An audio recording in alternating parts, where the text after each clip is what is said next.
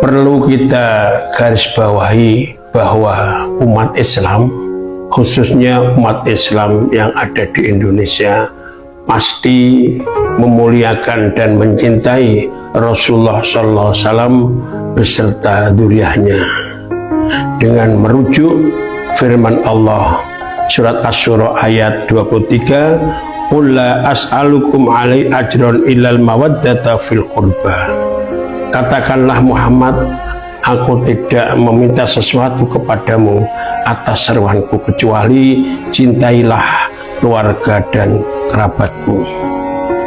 Untuk menjaga kesucian dan kehormatan Rasulullah SAW beserta dzurriyyahnya, kita diperbolehkan meneliti, mencari kebenaran nasabnya orang-orang yang mengatakan mereka dzurriyyah Rasulullah SAW, sementara masyarakat tidak membenarkan atau ragu atas pernyataan bahwa mereka dzurriyyah Rasulullah SAW dikarenakan sifat, perbuatan dan ucapan mereka yang tidak sesuai bahwa mereka adalah dzurriyyah Rasulullah SAW.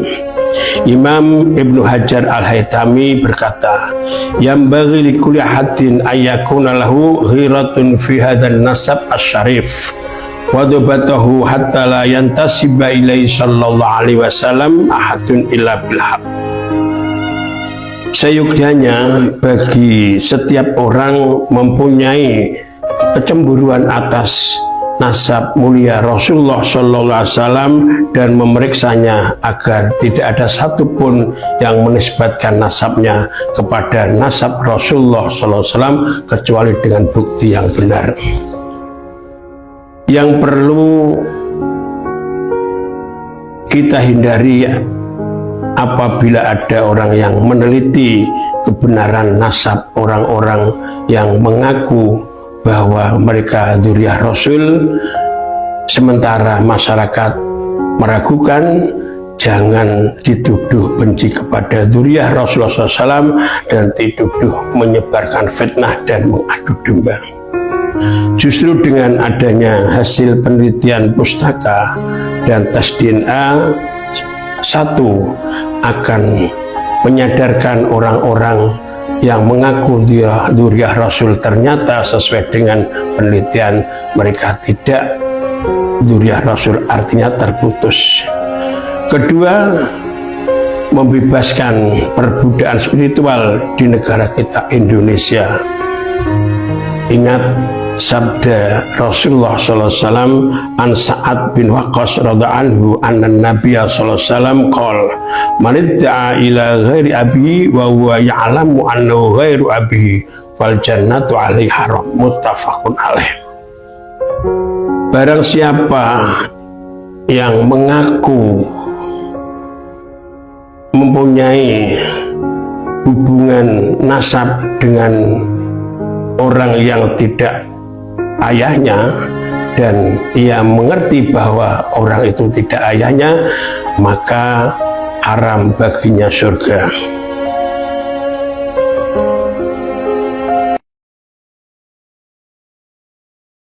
Oh, anyar kabeh, iya anyar. Anyar kabeh lho. Anyar kabeh hababalbiyah, anyar kabeh. Ayo anyar kabeh. Ya Allah Gusti. Loh, ki kepansal lagi anyar lho. Al-Sufri anyar. Hancur Indonesia. Hancur. Siap hancur Indonesia. Allahu Akbar. Siap hancur Islam. Siap hancur Indonesia. Allahu Akbar. Siap hancur Islam. Siap hancur Indonesia. Allahu Akbar. Siap tumpahkan darah. Siap tumpahkan darah. Nanti di penjara gimana? Penjara. Benar. Cuma di sini aja ngomong. Di penjara. Siap. Dibunuh. Ditembak. Ditembak. Tembak. Istri kalian jadi janda. Anak kalian jadi yatim. Siap. Siap hancur demi Indonesia. Siap hancur demi Indonesia. Siap hancur demi Indonesia.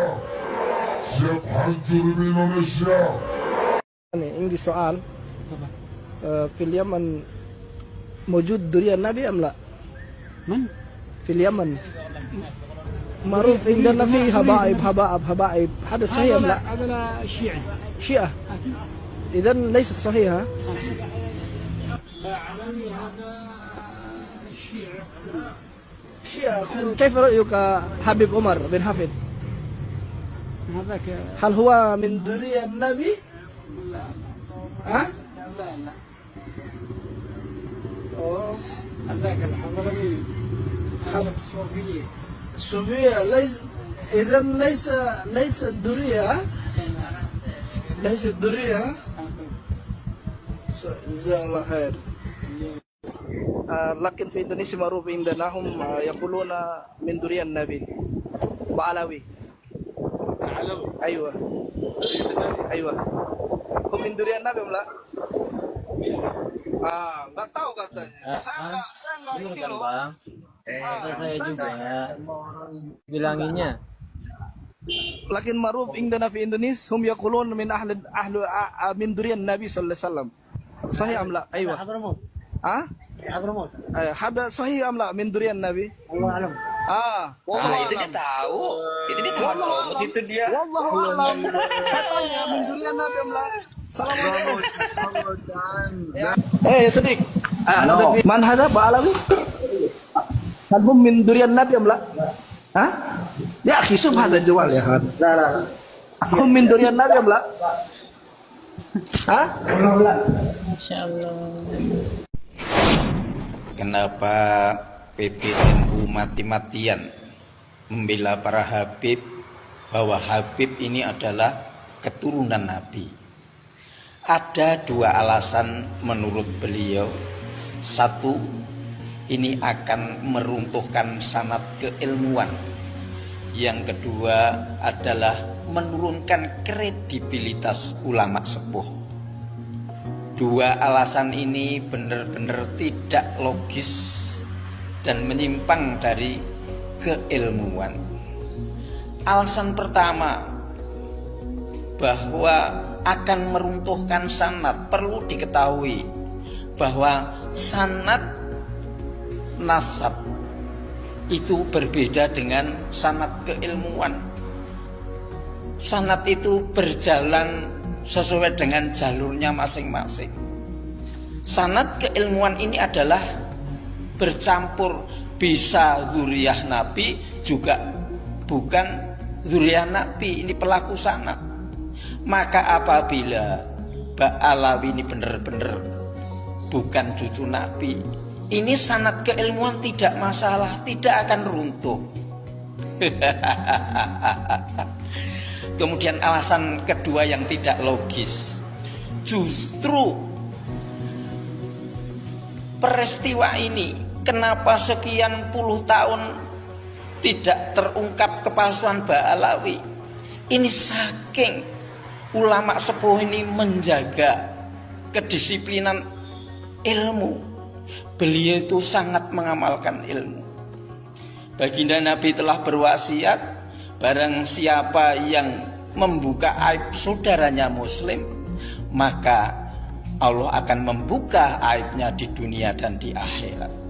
Ini ulama sepuh tidak mau membuka aib saudaranya muslim. Ba'alawi itu sudah dianggap saudara muslim, dan dia punya aib, tahu ulama sepuh itu. Maka ulama sepuh ini menunggu biar Allah yang akan membuka aibnya. Dan kita itu harus mengerti juga bahwa ulama sepuh ini manusia, bukan malaikat. Beliau ini manusia yang punya sifat salah. Hanya satu orang di dunia ini yang maksum, baginda Nabi Muhammad SAW. Maka hari ini Allah sudah memenuhi janjinya untuk membuka aib yang telah berusaha membuka aib orang lain. Barang siapa yang hari ini menentang pekerjaan Allah, maka dia akan kualat. Inilah hakikat kualat berdasarkan ilmu, bukan berdasarkan nafsu. Sudah bingung, ini yang mengaku-ngaku Said Ahmad itu sopo iki? Akhirnya ada beberapa orang yang diutus untuk menyelidak. Begitu menyelimat didelok, ternyata yang mengaku Said Ahmad Al-Muhajir gada putra Ubaidillah wonten dumateng Hadramaut, kesaksian Banul Ahdal dan Banul Qudaimi, itu nama aslinya Muhammad bin Sulaiman, orang Syiah Imamiyah dan keturunan Yahudi. Ipen sampai ngerti. Poros cerek orang poros sedulur deh bawon. Asli Said Ahmad kuburannya wonten pundi? Wonten dumateng Najaf, Irak.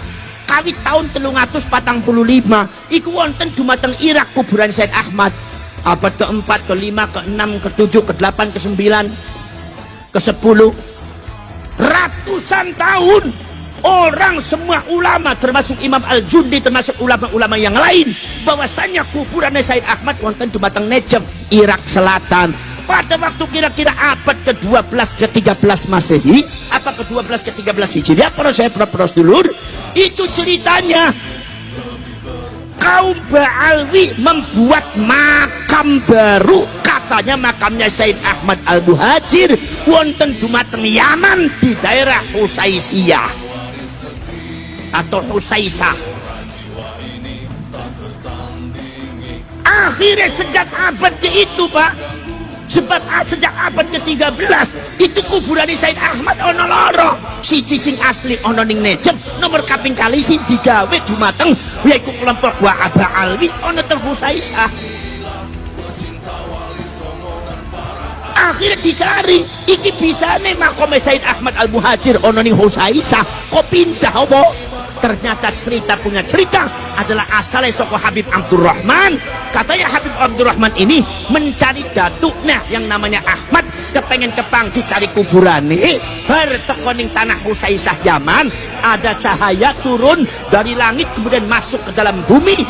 Maka kemudian Habib Abdurrahman memahami bahwa disitulah sebetulnya makomnya Said Ahmad Al-Muhajir, yaitu datuke. Akhirnya digawe makam, digawe kubah nganti saiki. Jadi iku anane kuburannya Said Ahmad kang ono ning Yaman ning Husaisah bukan berdasarkan jasad fisik Said Ahmad, karena jasad fisik Said Ahmad sudah ratusan tahun ono ning Najaf, Irak Selatan, tapi berdasarkan satohat, berdasarkan semacam kayak kasat, yaitu adalah satohat, ono cahaya sing muncul metu mancining mlebu ning apa ning lemah, akhirnya digawe makam. Sing dadi masalah iki satohate cahayane bener apa ora? Mosok ono makam ora ana jasade?